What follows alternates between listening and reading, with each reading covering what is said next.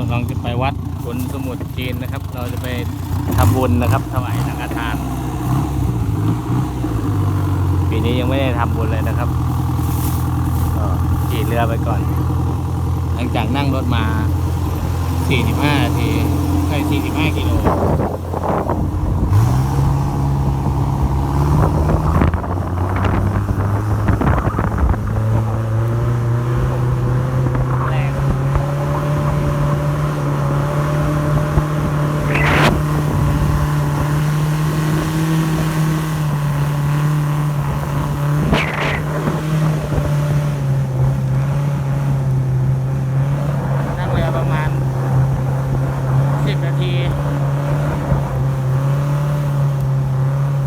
ตอนนี้น้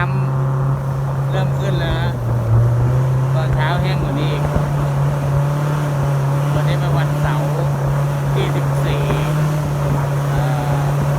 มิถุนายน 2562 นะครับ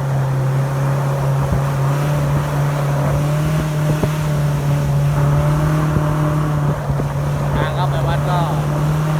น่าจะไปเดินไปแล้วก็ไปทางเรืออีกทางเท้าก็น่าจะเดินไป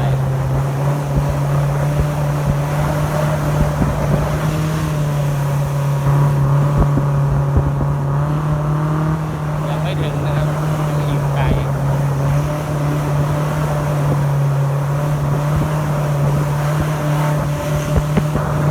เสียงเครื่องยนต์แรงมากนะ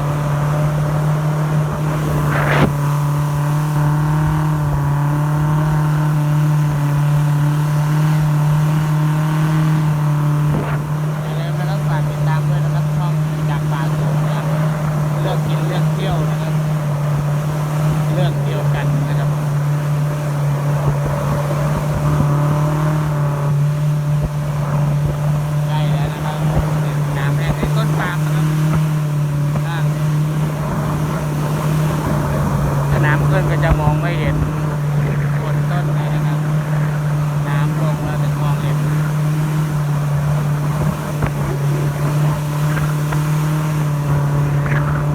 ยังเป็นธรรมชาติอยู่นะครับตอนนี้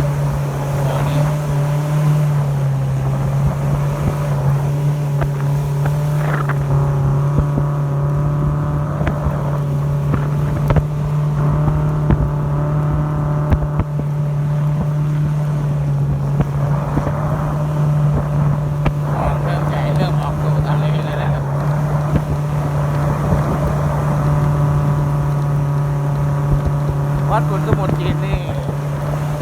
ตั้งอยู่ที่อำเภอวัดสมุทรจีนีทางถนนเข้ามาเป็น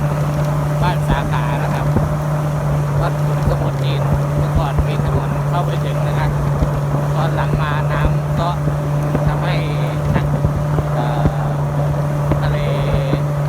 เดินเข้ามาเรื่อยจนไม่เห็นถนนแล้วนะครับต้องเข้าทางเรืออย่างเดียวนะครับผม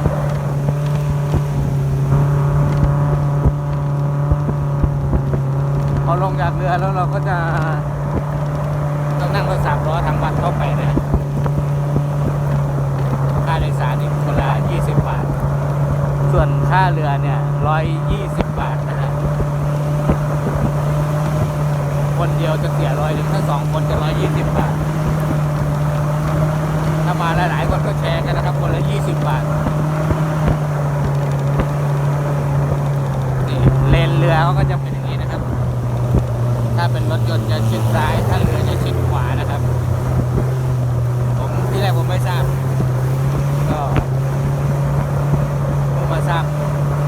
ตอนที่มาที่วัดนี่แหละมาบ่อยๆแล้วถามเขา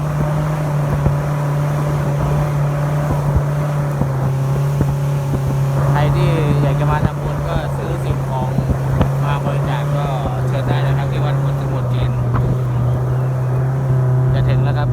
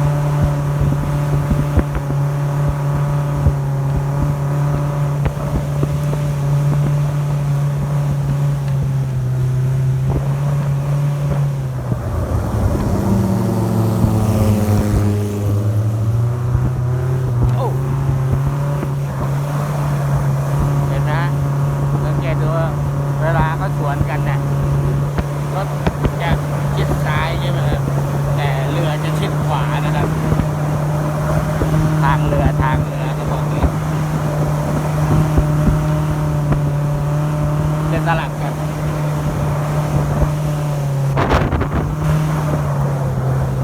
จะถึงแล้วครับ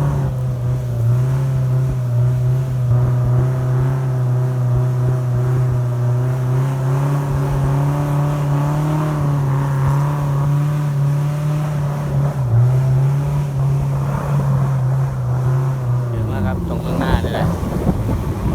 ท่าเรือวัดขุนสมุทรจีนนะ